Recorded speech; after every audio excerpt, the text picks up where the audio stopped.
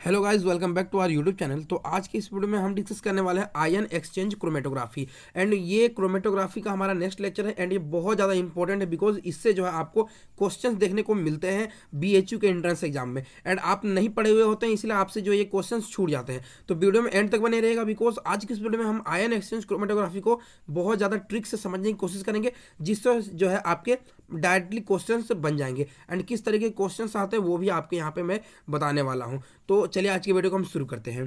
तो सबसे पहले जो है आयन एक्सचेंज क्रोमेटोग्राफी को जो है हम रेजिन्स के थ्रू समझेंगे। रेजिन्स क्या होते हैं, मैं आपको शॉर्ट फॉर्म में अगर मैं बोलूँ तो वो पॉलीमर्स होते हैं। ठीक है, रेजिन्स आपके पॉलीमर होते हैं। तो दो तरीके के हम यहाँ बात करने वाले हैं आयन एक्सचेंज क्रोमेटोग्राफी में। आप सभी को पता है कि आयन दो तरीके के होते हैं, केटायन एंड एन आयन। तो सबसे पहले हम केटायन एक्सचेंज पढ़ेंगे, देन हम एन आयन एक्सचेंज यहाँ पे क्रोमेटोग्राफी के बारे में हम यहाँ बात करने वाले हैं।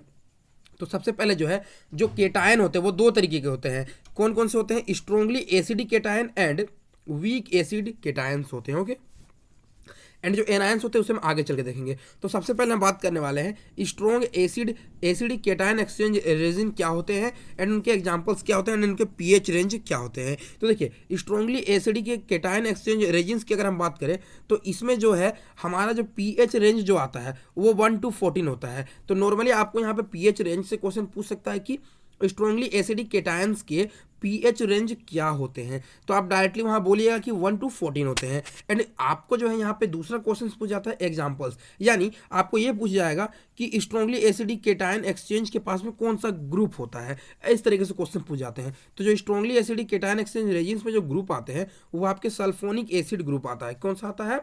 सल्फोनिक एसिड ग्रुप आता है। या फिर आप उसे इस तरीके से सिंपली कार्बन चेन से आप अटैच करके जो यहाँ पे CH2CH2OH करके भी आप यहाँ पे शो कर सकते हैं। तो अब हम बात करते हैं weak acid cation exchange resin. तो जिस तरीके से हमने बात किया उसी तरीके से जो है यहाँ पे weak acid cation exchange resins की हम बात करेंगे। तो यहाँ पे देखिए जो पीएच रेंज होता है इसका 5 to 14 होता है। वीक एसिड का जो होता है 5 to 14 होता है, यानी बेसिक रेंज में ज़्यादा जाता है। ओके, एंड इसका जो ग्रुप होता है वो आपका एसीटेट ग्रुप या फिर अगर हम यहाँ बात करें एसिडिक एसिड ग्रुप होता है। ओके, एसिड ग्रुप होता है। यहाँ पे आप बात करें not acidic acid, acid group होता है। ओके, यहाँ पे कार्बोक्सिलिक एसिड ग्रुप हमारा इसका होता है। कौन सा ग्रुप होता है? कार्बोक्सिलिक एसिड ग्रुप होता है। तो अगर आपसे कोई पूछे कि weak acid cation exchange resin में कौन सा ग्रुप होता है तो आप क्या बोलेंगे? वहाँ पे आप बोलेंगे यहाँ पे कार्बोक्सिलिक एसिड ग्रुप होता है। ओके, तो weak acid cation exchange resins contain carboxylic acid group. इस तरीके से क्वेश्चंस आपका यहाँ पे बनेगा। अब ये तो हमने बात कर लिया केटायन एक्सचेंज रेजिन्स की। अब हम बात करते हैं एनायन एक्सचेंज रेजिन की। तो ये दो तरीके के होते हैं। तो सबसे पहला हमारा होता है strongly basic and weak base. यहाँ पे जो है इस तरीके से हमारा एनायन एक्सचेंज रेजिन्स। ओके, तो सबसे पहला अगर हम यहाँ पे strongly basic anion exchange resin की अगर हम बात करें तो इसका जो पीएच रेंज होता है आपका सिंपली जो होता है आपका स्ट्रॉन्ग एसिड का होता है, उसी तरीके से जो है इसका भी 1 to 14 होता है। ये भी आपका इसका पीएच चेंज होता है। यानी आपको यहाँ पे ये क्वेश्चन पूछ सकते हैं कि strongly acidic and strongly basic के लिए जो पीएच रेंज क्या होता है, आप सिंपली कहेंगे 1 to 14। एंड दूसरा क्वेश्चन इसमें बनता है कि इसमें कौन सा ग्रुप होता है, तो इसमें होता है tertiary amine group. Okay, and दूसरा क्वाटरनरी एमीन ग्रुप। इस तरीके से ग्रुप यहाँ पे प्रेजेंट होते हैं। तो इन चीज़ों को आप यहाँ पे याद रखेंगे। एंड दूसरा हमारा यहाँ पे क्या है? दूसरा हमारा weak base anion exchange resin. इसकी अगर हम बात करें तो इसका जो पीएच रेंज होता है ये 0 to 9 होता है। यहाँ पे स्लाइटली डिफरेंट होता है। वहाँ पे जो है हमारा कितना था? 5 to 14 था। एंड हमारा यहाँ पे 0 to 9, यानी एसिडिक की ओर यहाँ पे ज़्यादा यहाँ पे बढ़ रहा है। ओके, ये तो हमारे हो गए वीक बेस। एंड इसके जो एग्जाम्पल्स होते हैं वो होते हैं अमोनिया NH3, यानी अमीन और अमोनिया। इस तरीके से जो ग्रुप्स होते हैं 1 और 2 डिग्री अमीन, ये हमारे जो होते हैं weak base anion exchange resin में आते हैं। अगर हम इसके क्वेश्चंस की बात करें तो सबसे पहले अगर आपको ये समझ आ गया तो आपका जो क्वेश्चन है वो भी बन जाएगा। देखिए क्वेश्चन हमें किस तरीके से पूछे जाते हैं।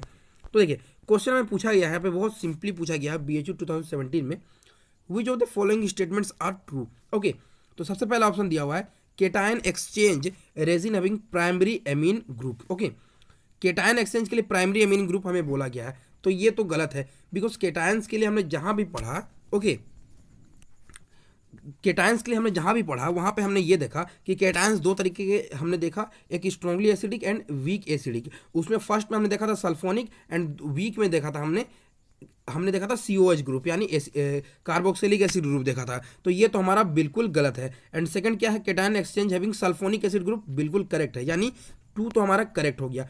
थर्ड हमारा क्या है, anion exchange resin having tertiary amine group, ये तो बिल्कुल सही है बिकॉज अभी जस्ट मैंने आपको बताया था। एंड चौथा क्या है, anion exchange resin having carboxylic acid group, ये तो गलत है बिकॉज ये हमारा केटायन एक्सचेंज रेजिन का होता है। तो ये थे हमारे कुछ क्वेश्चंस।